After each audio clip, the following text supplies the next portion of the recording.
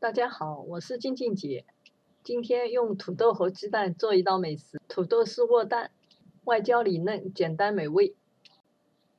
先把土豆去皮，再用擦丝器把土豆擦成丝。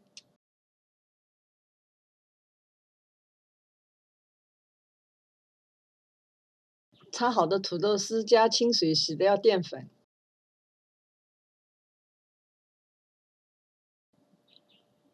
最好多清洗几遍，然后沥干。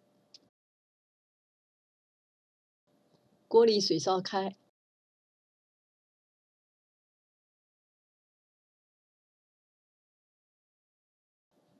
下土豆丝焯水1分钟，捞起放凉。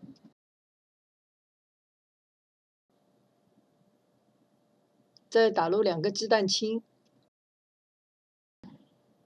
蛋黄留着备用。再加入盐和五香粉，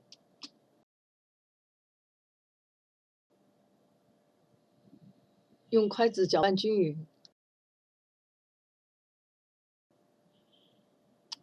锅里倒油，放入适量的土豆丝，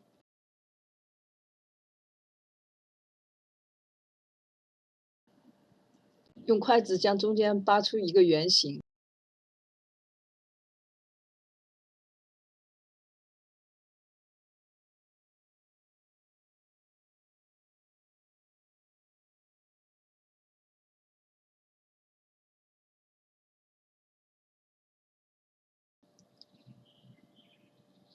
在中间放入刚才剩下的蛋黄，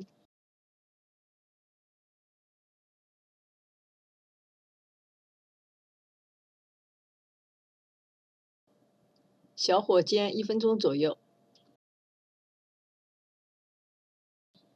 再撒上黑芝麻，再翻个面，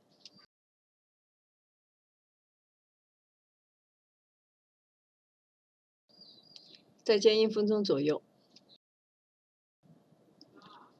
再撒上黑芝麻。好吃的土豆丝卧蛋就做好了。